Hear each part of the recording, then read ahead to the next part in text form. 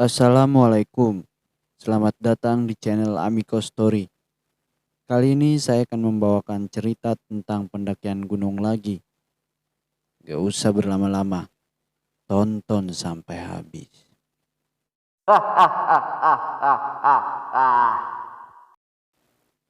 Adi, ibu mohon jangan pergi nak. Kata orang-orang tempat itu angker. Cegah ibu sambil menangkupkan kedua telapak tangan. Matanya sedikit berair, penuh rasa cemas dan khawatir. Entah mengapa ibu begitu mudah percaya mitos-mitos sampai yang digembar-gemborkan tetangga. Aku jadi muak dengan sikapnya yang terlalu protektif. Pokoknya aku mau berangkat. Aku sudah janjian sama teman-teman. Udah jangan halangi aku pergi. Laku kasar dengan pandangan keras menatap ibu kandungku sekilas. Segala perbekalan pendakian sudah ada di dalam tas besar yang telah kugantung di punggung. Aku melangkahi pintu depan dengan caraku yang pongah. Aku tahu ibu mengejar hingga halaman. Ia berulang kali menyebut namaku dengan harapan aku mau mendengar. Lantas, burung berangkat. Sudah hampir 6 bulan lamanya aku merencanakan pendakian ini bersama teman-teman. Saat libur sekolah memang waktu yang tepat. Itu mereka, Evan dan Bimo. Teman-teman sekolahku sudah duduk manis di atas motor seberang jalan. Aku mempercepat langkah, abai dengan panggilan ibu yang sayup-sayup hilang tak lagi terdengar. Sebuah batu sebesar bola sempat menghalangi jalanku, hingga kata kotor itu meluncur dari bibirku. Jancuk! Aku nyaris terjungkal, lantas memaki sengit benda mati itu. Di sana kudapati Evan dan Bimo menahan tawa. Udah siap? Sapaku sambil menepuk pundak Bimo. Pemuda berkumis tipis itu mengangguk sambil menjawab, udah dong bro, kamu aja yang lama ya kan Van? Bimo menjawil Evan yang duduk di belakangnya, mencari pembelaan. Ya, hampir sejam kita nungguin lo. Lama banget sih. Mana udah jam 8 lagi. Keburu siang ntar. Timpal Evan. Udah, jangan banyak bacot. Ini semua gara-gara tuh nenek lampir. Gerutuku sebal sambil menoleh sebentar ke belakang. Rupanya ibu sudah tidak bertahan. Ia tak tampak lagi di halaman. Aku mau ngambil motor dulu di rumah Pade. Setelah itu jemput Cindy dan Mia. Kalian tunggu di sini. Aku berlalu meninggalkan mereka yang terdengar menggerutu. Mungkin sebal. Ke rumah Pakde untuk mengambil motor. Tak berselang lama motor koplingan sudah kutunggangi keluar. Kuhampiri Kempan dan Bimo. Lantas melepas pacu ke arah barat meninggalkan asap pekat yang menguar dari cerbong knalpot. Mengotori udara segar pagi, membumbung hingga ke angkasa. Hanya butuh 15 menit kami sampai di halaman rumah Cindy, pacarku. Mungkin karena suara desing motor kami yang ricuh membuat gadis itu tidak lama keluar dari rumahnya, tanpa kupanggil terlebih dahulu. Lah, kok belum dandan? Tanyaku heran melihat penampilannya yang hanya berkaus lengan pendek dan mengenakan rok hitam sepaha dengan rambut lurus tergerai. Sebenarnya aku tidak mencintai gadis kelas 1 SMA itu. Aku hanya tergiur dengan tubuhnya yang cukup berisi, sangat memikat pemuda normal sepertiku. Ia memang cantik dan tidak sedikit anak sekolah yang menembaknya. Tetapi beruntungnya ketampanan wajahku mungkin yang membuatnya menerimaku sebagai pacarnya. Bahkan sejak 3 bulan menjadi pacarnya, aku sudah beberapa kali mendapatkan bibirnya di toilet sekolah. Tepatnya memang sangat menjijikkan. Tetapi setelah ini aku akan mendapatkan lebih dari bibirnya. Bukan lagi di toilet sekolah yang bau, melainkan di tempat pendakian, Gunung Arjuno. Dengan latar pegunungan yang elok, itu pasti sangat menyenangkan dan mendebarkan. Yang panggilnya manja. Aku bangkit dari motor sebab ia menyeret lenganku. Evan dan Bimo bermain dengan ponselnya.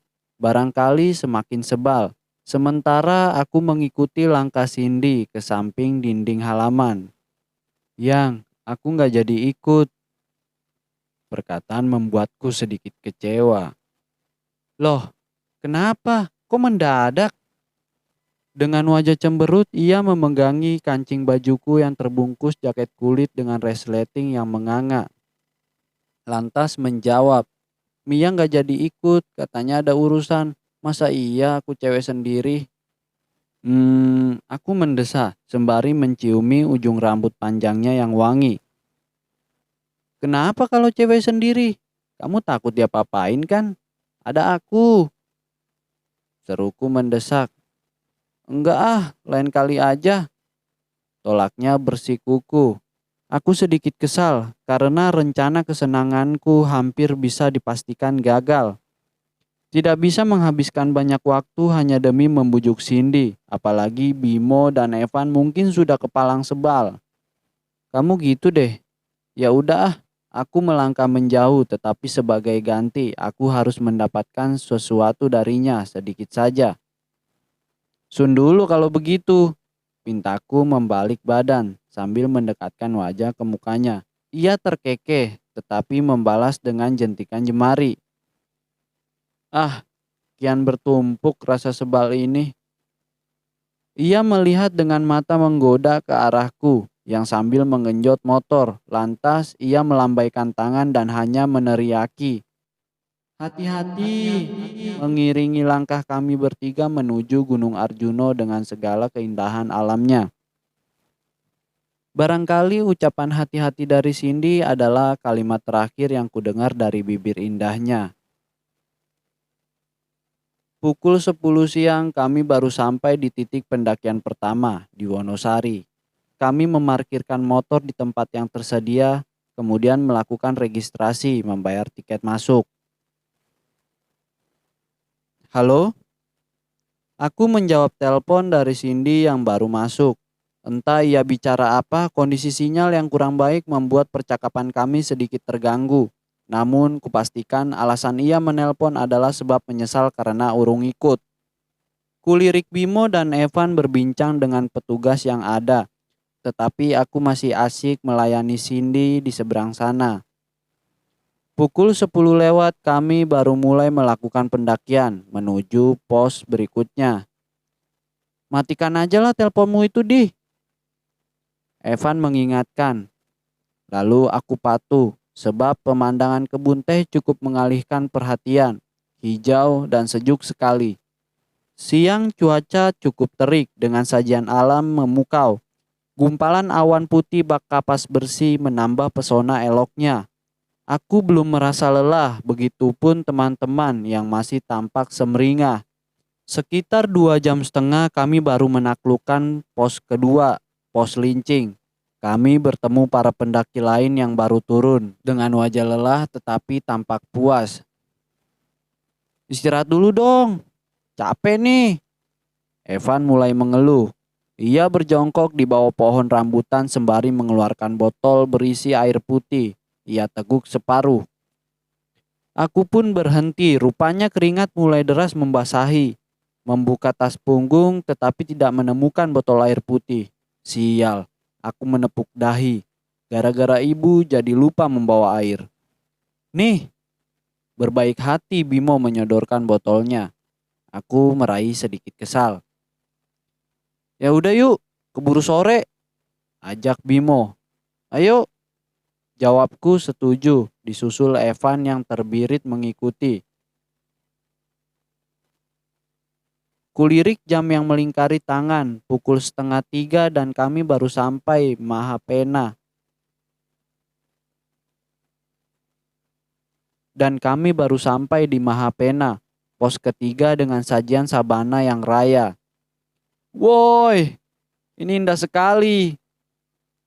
Aku berjingkrak kegirangan sambil melompat-lompat dan semilir angin menyapu peluh yang terbit di pelipis. Evan dan Bimo pun demikian, bahagia bukan main. Kehidupan kota telah membuat sabana ini seperti surga di dunia. Kehidupan kota telah membuat sabana ini seperti surga dunia. Foto dulu yuk, ajak Bimo sembari mengeluarkan ponsel pintar. Kami berpose sebentar, lantas mengunggahnya ke media sosial. Van, gaya fotomu selalu angkat 2 jari ya. Basi banget. Ejekku membuat wajahnya meredup seketika. Mulutnya bergerak-gerak seperti hendak membalas, tetapi enggan. Tidak ada satupun dari 2 temanku ini yang berani membantah tudingan atau serapah burukku. Bahkan satu sekolah takut padaku. Ah, sudah. Ayo jalan lagi. Potong Bimo menengahi. Suasana jadi berubah. Evan sedikit dingin sekarang. Tetapi mana aku peduli. Bodoh amat. Paling juga sebentar lagi dia nangis karena kepleset. Gumamku sinis dalam hati sewaktu melewati trek berbatu yang berhias lumut. Janco, makiku keras. 2 rekan sependakian segera berhenti mendekat. Bukan Evan, tetapi justru aku yang nyaris celaka sebab tanah berlumut yang licin. Beruntung tangkai kokoh sebuah pohon membantuku selamat. Hati-hati dong saran Evan dengan wajah menahan senyum. Ini bisa menjadi kesempatan buatnya membalas dendam. Bimo mengelurkan tangan membantuku selangkah bersejajar dengannya dan perjalanan kembali dilanjutkan. Semburat surya jingga menyebar di ufuk barat. Senja segera terbenam, beralih gelap. Keindahan langka yang baru kami nikmati setelah menempuh perjalanan yang cukup melelahkan. Setelah ini kita sampai di Cemoro Sewu atau Alas Lali Jiwo. Cakap Bimo yang paling hafal trek dan jalur.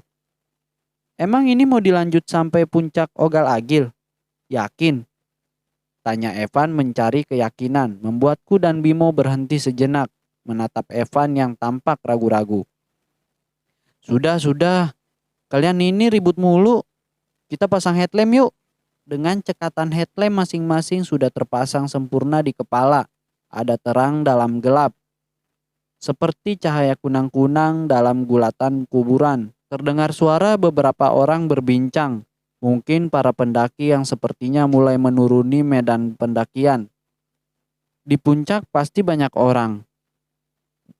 Kita bikin tenda di sana nanti, bermalam. Tantangku penuh percaya diri. Lantas kembali melangkah dengan pasti. Tapi kata orang-orang Alas Lali Jiwo angker. Evan bergumam, langkahnya berat. Tanganku melambai. Alah, kamu takut tersesat? Zaman digital macam hari ini masih percaya begituan.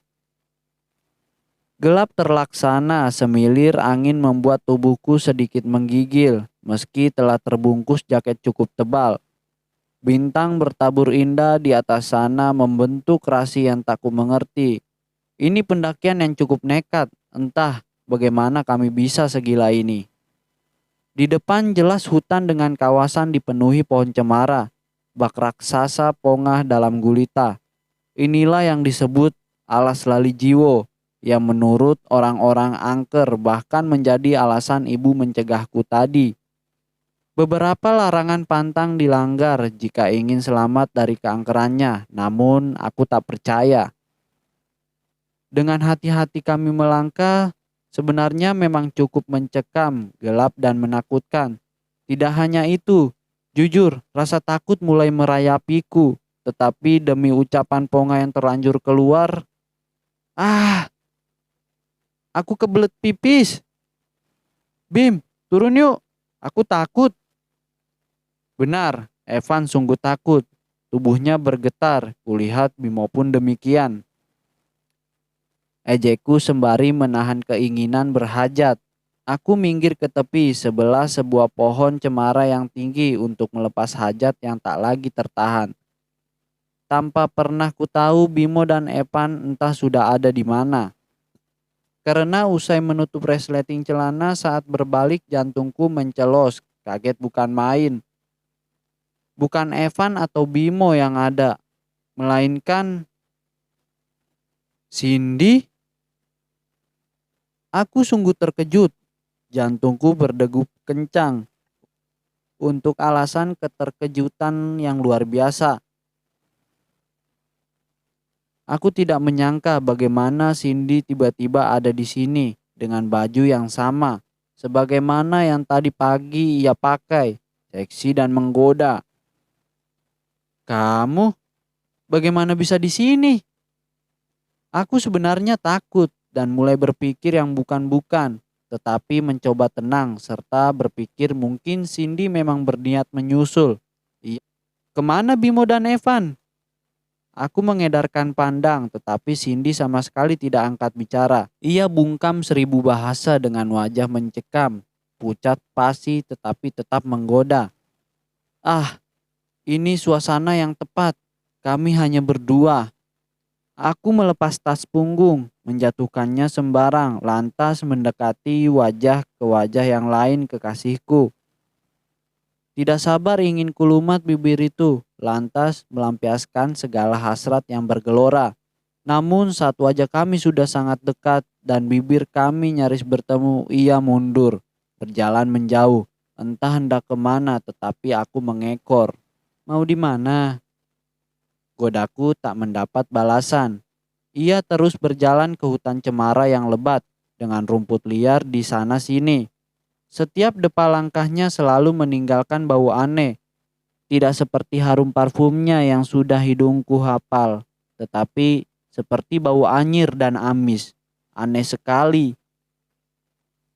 Aku terus mengejar, mencoba meraih tangannya dan mencumbu segera. Tetapi si Cindy, aku baru sadar. Sewaktu mataku turun menelisik ke bawah, ia berjalan tanpa berpijak di atas tanah. Seketika bulu kuduk berdiri sempurna, bergetar dada, lemas seluruh tubuh. Ia bukan Cindy, bukan. Aku mundur, urung mengikuti jejaknya. Tiba-tiba ingat bacaan Fatihah, ayat kursi dan ayat-ayat yang kerap ibu lantunkan. Tetapi bibirku keluh, otakku lumpuh, ingatanku kosong. Langkahku berat, tidak mengerti harus kemana, tidak sadar bahwa aku hanya berputar-putar di kawasan yang tetap sama. Ah, ah, aku terjatuh di semak, meringkuk sekalian di sana menahan takut. Dalam jatuh air mataku berlinang, dalam gelap kulihat bayangan putih dengan rambut panjang di sana, di sebelah sebuah pohon cemara. Pahaku bergetar hebat, bibir ini pun juga yang terasa sekelu mungkin. Ku dengar ramai suara orang, ingin teriak minta pertolongan tetapi tak kuasa. Lagi pula suara-suara itu tanpa ada rupa. Di sana sini hanya gulita dan headlamp yang kukenakan sudah raib entah di mana. Bu, ibu, aku takut. Di tengah otak yang lumpuh aku menyesal telah mengabaikan ibu. Bimo, Ervan. Di antara air mata yang berderai dan keringat dingin yang bercucur, aku teringat keduanya. Aku telah meremehkan mereka tadi. Tidak terkira rasa sesal itu setara dengan rasa takut yang mendera. Karena bayangan putih dalam hitam dengan rambut terurai panjang dan menyeramkan. Aku rasa ia mendekat. Ya, ia mendekat seiring degup jantungku yang berpacu cepat. Suara gamelan melengking nyaring, menambah suasana kian mencekam. Ia dekat tenggorokanku, tercekat hingga sukmaku meninggalkan jasad dengan sakit yang teramat. Sudah 2 pekan Adi belum ditemukan. Tim SAR tidak henti melakukan pencarian. Tetapi mulai menemukan titik terang saat seseorang pencari kayu mengabarkan telah menemukan jasad yang sedang membusuk. Tertutup rerumputan semak tepat di mana Adi meninggalkan air kencingnya terakhir kali. Jasa yang diduga kuat adalah Adi mulai dievakuasi hingga sore hari baru selesai. Terima kasih Pak atas bantuannya, ucap kepala tim kepada laki-laki tua pencari kayu itu. Namun ia tak menjawab. Dengan wajah pucat dan menyeramkan saat dipandang Lamat, ketua tim segera mengambil langkah berniat bergabung dengan yang lain. Merinding. Sementara di rumah duka, sang ibu menangis tiada henti. Kehilangan putra sematawayang adalah sebuah pukulan telak. Cindy dengan mengenakan pasmina hitam duduk di sebelah perempuan yang harusnya menjadi calon mertuanya. Air matanya yang sangat berderai tanpa suara adalah bukti nyata betapa ia sangat kehilangan. Hati-hati, itu benar-benar menjadi kalimat terakhir dari Cindy yang Adi dengar. Selamat jalan Adi, semoga Tuhan mengampuni dosa-dosamu. Kejadian ini memberi pelajaran berharga bagi kami untuk selalu menghormati orang tua, terutama ibu. Berbicara santun, tidak bertindak semena-mena kepada siapapun. Berpikir positif, menjaga niat dan hati dari perkara tercemar. Cerita ini hanya fiktif, tetapi ide diangkat dari kisah-kisah yang kadung nyata.